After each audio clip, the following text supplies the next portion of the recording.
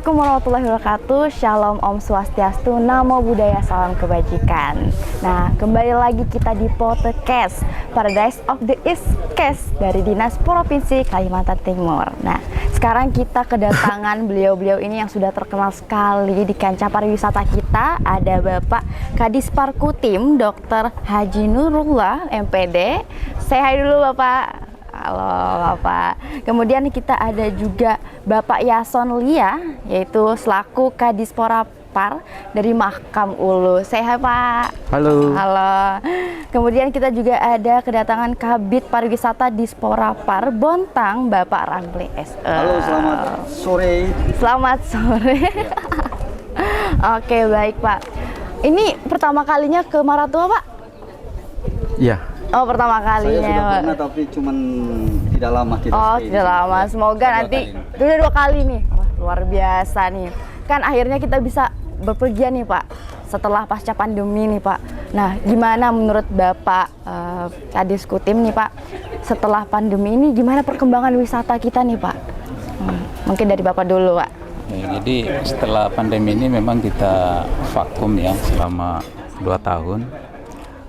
Pasca pandemi ini kita kembangkan kembali. Kita awalnya kan kita bikin surat edaran untuk tidak boleh ada yang berkunjung. Jadi setelah pasca pandemi ini kita bikin surat lagi ke tempat destinasi wisata untuk bisa dibuka kembali destinasi wisata, objek-objek wisata untuk dikunjungi. Dan kita menyelenggarakan pembinaan terhadap pelaku pariwisata ya, melalui diklat, pelatihan-pelatihan baik itu kuliner maupun travel dan perhotelan ya, supaya bisa bangkit kembali. Karena di pandemi ini yang paling sakit itu adalah pelaku pariwisata. Jadi dengan pasca pandemi ini kita berupaya semaksimal pemerintah bersama para pelaku pariwisata untuk bisa bangkit kembali ya. Saya kira itu kami pemerintah dengan pelaku pariwisata kita bekerja sama untuk bisa bangkit kembali. Betul, setuju Pak. Jadi saling bekerja sama untuk kembali meningkatkan pariwisata ya Pak. Ya, Nah, meningkatkan kunjungan pariwisata betul, di destinasi wisata. Nah, untuk Mahakam Ulu sendiri nih Pak, Pak Yason, gimana perkembangan wisatanya setelah pasca pandemi Pak?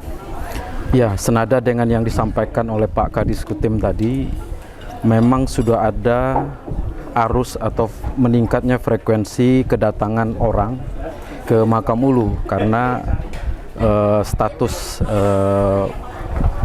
pembatasan kedatangan itu sudah dicabut, sehingga per hari ini Mahakam Ulu sudah mulai ramai dikunjungi untuk semua kepentingan, baik untuk meninjau lokasi wisatanya maupun untuk kepentingan lain yang berhubungan dengan kegiatan rutin pemerintahan maupun swasta yang ada di Mahakam Ulu. Hal ini tentu turut menggairahkan dunia pariwisata dan ekonomi Mahakam Ulu sendiri, karena banyak sekali manfaat yang kami peroleh, di mana meningkatnya kunjungan tentu juga akan meningkatkan banyaknya proses belanja yang dilakukan di Mahakam Ulu, dan itu turut mendorong penguatan ekonomi kerakyatan yang ada di Mahakam Ulu itu sendiri. Demikian kira-kira. Iya, betul.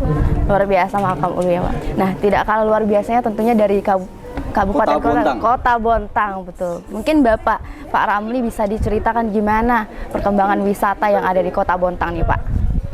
Ya, saya kira dengan tsunami pandemi, kalau saya bilang, semua berdampak, mulai dari pariwisata nasional sampai kita ke daerah. Bontang dalam rangka selesai pandemi untuk meningkatkan kunjungan wisata, kita melakukan gebrakan-gebrakan. Salah satunya adalah kita melakukan gebrakan bekerja sama dengan stakeholder yang lain. Semua OPD berbicara terkait dengan pariwisata. Jadi kita kolaborasi, kita membuat satu event, kita membuat satu kegiatan yang dilaksanakan oleh OPD-OPD yang ada jadi tidak berpusat pada dinas pariwisata yang ada di Kota Bontang. Termasuk juga dengan perusahaan. Kita dorong mereka membuat satu kegiatan, membuat satu MICE itu dilaksanakan di Bontang. Seperti mungkin di LNJ, di PKT, mereka harus jadi tuan rumah untuk event-event nasional yang ada di Kota Bontang. Sehingga para wisatawan, para tamu-tamu yang ada itu bisa datang ke Bontang. Saya kira itu.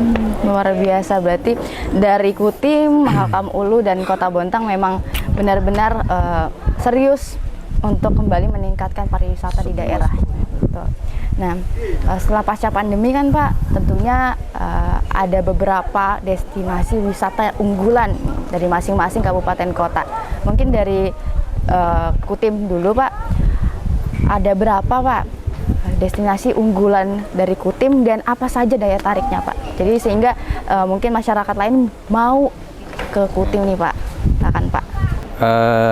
Destinasi wisata di Kabupaten Kutai Timur yang sudah ditetapkan melalui SK Bupati ada 174 destinasi wisata yang terdiri dari destinasi wisata pantai atau bahari, maritim, kemudian destinasi wisata alam, kemudian destinasi wisata budaya.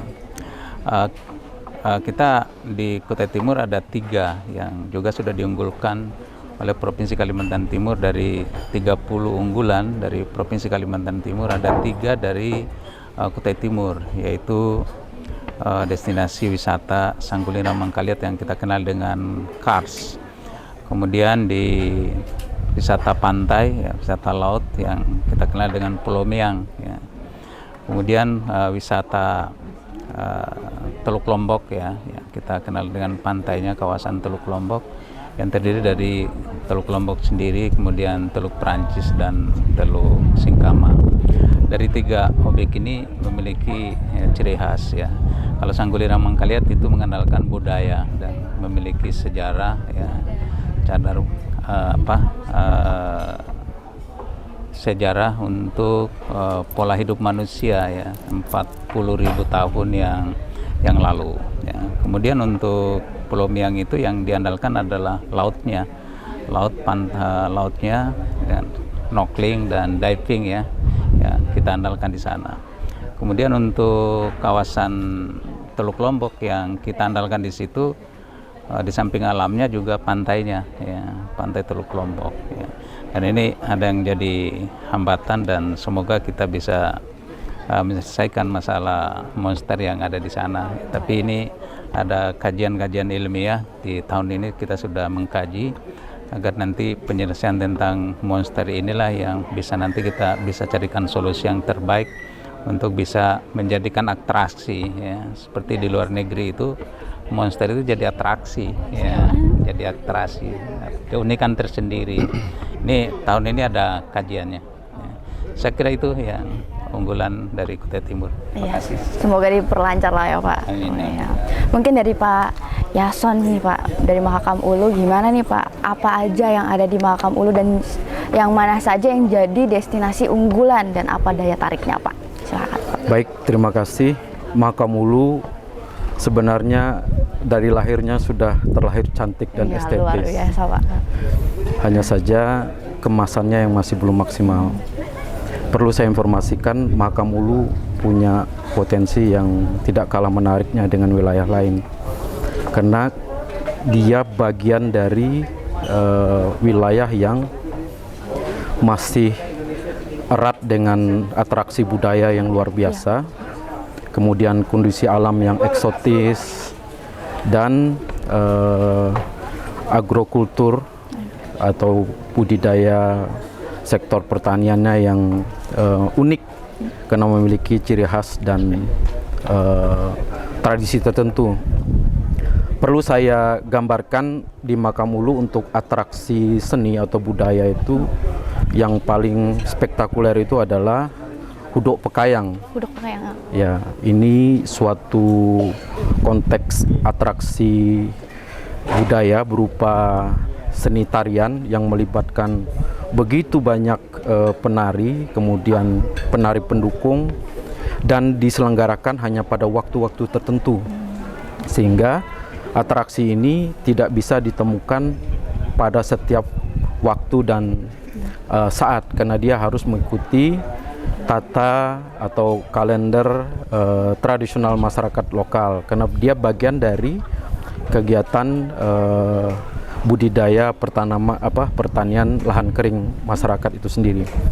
Jadi yang menyebabkan dia menjadi unik itu karena dia hanya bisa dilakukan pada waktu-waktu tertentu, melibatkan begitu banyak orang, sehingga dari aspek mendatangkan atau menghadirkan banyak orang, baik dari lokal kemudian lintas kabupaten maupun nasional, juga masih sangat diandalkan untuk meningkat frekuensi kedatangan orang-orang. Itu yang pertama dari atraksi sosial budaya masyarakat.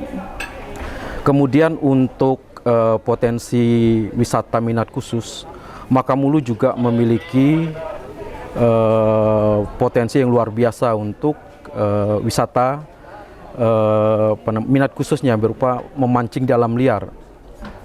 Salah satu kecamatan yang saat ini mulai cukup intens lewat Pokdarwisnya di Longpahange itu memfasilitasi banyak pihak, terutama yang dari luar, untuk datang memancing.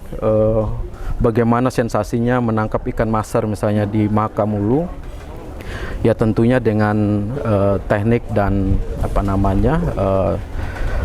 aturan yang boleh dilaksanakan secara ketentuan peraturan perundang-undangan, dan ini luar biasa.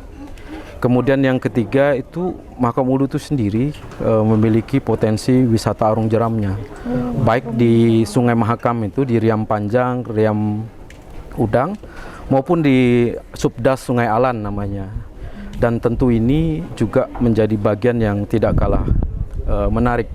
Dan Makamulu sampai saat ini dalam beberapa atraksi atau kejuaraan arung jeram itu sudah terlibat secara lokal maupun nasional, dan kita juga masih memperoleh posisi yang cukup strategis di dalam kejuaraan-kejuaraan yang ada. Nah, menurut hemat kami, potensi wisata di Makamulu ini memang dari sisi ketersediaannya sudah luar biasa. Tinggal tugas kami ke depan adalah melakukan kemasan wisata yang mudah dijangkau, murah, dan bisa memberi manfaat ekonomi bagi masyarakat lokal. Dan itu tugas kita bersama. Karena Makamulu sampai saat ini akses daratnya masih cukup sulit untuk dijangkau. Karena kami berpikir bahwa seindah apapun suatu objek, jika tidak didukung akses yang mudah, kemudian sarana yang memadai, niscaya dia tidak akan bisa memberi manfaat ekonomi. Kira-kira seperti itu yang ingin kami sampaikan terkait dengan kawasan potensial budaya yang ada, potensial wisata yang ada di Makamulu, yang terdiri dari wisata alam, kemudian kultur, agrowisata, dan wisata lainnya yang terkait dengan keramaian yang bisa dihadiri oleh banyak orang di suasana yang berbeda. Demikian dari Makamulu. Terima kasih. Oke, Makamulu luar biasa, banyak sekali ya tadi ya, mulai dari budaya, terus ada mancing di alam liar lah, banyak sekali. Nah, lanjut kita ke Kota Bontang. Apa aja nih Pak destinasi unggulan dan daya tariknya apa nih dari Kota Bontang? Kota Bontang itu kami menyadari bahwa memang tidak seperti daerah-daerah lain yang memiliki destinasi wisata yang banyak. Namun di Bontang kita punya satu perkampungan yang namanya Bontang Kuala. Itu yang kita kenal dengan gami bawisnya, makanan gami bawisnya. Jadi kita branding bahwa orang belum ke Bontang kalau dia belum ke Bontang Kuala. Ya, di sana ada menyajikan beberapa banyak sekali ragam kuliner yang disajikan di sana. Kemudian kita juga punya Malahing. Malahing ini kita canangkan mudah-mudahan tahun ini masuk ADWI 50 besar. Nah, itu salah perkampungan di tengah laut. Perkampungan di tengah laut, dan di sana ada banyak sekali atraksi yang bisa dilihat, di mana para pengunjung bisa langsung berinteraksi dengan masyarakat yang bermukim di atas laut. Kemudian kulinernya juga luar biasa. Barangkali bapak-bapak kemarin sudah menikmati bagaimana sate kerangnya. yang memang itu ciri khasnya. Kemudian kita punya Pulau Beras Basah yang juga sangat terkenal, di mana Pulau Beras Basah adalah pulau juga di tengah laut dan memiliki pasir putih yang sangat luar biasa, dan di situ bisa orang bersnorkeling, bisa orang bermain banana boat, bisa orang diving dan lain sebagainya. Saya kira itu. Luar biasa, dari Kuti, Mahakam Ulu, dan Kota Bontang juga ternyata masing-masing punya ciri khas dari destinasi wisatanya sendiri. Ada yang budaya, ada yang perkampungan, ada sejarah juga.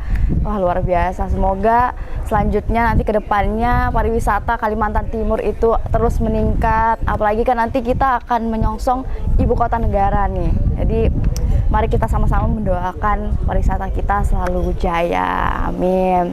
Nah, mohon maaf waktunya sudah habis nih untuk sesi tanya jawab kita nih Pak, podcastnya. Mungkin selanjutnya kita bakal diskusi panjang lagi nih Pak, karena Nisa tertarik sendiri nih buat mendengar cerita bapak-bapak ini bagaimana wisata di daerahnya masing-masing. Jadi kita tutup dulu. Terima kasih. Wassalamualaikum warahmatullahi wabarakatuh. Sampai jumpa ya Pak.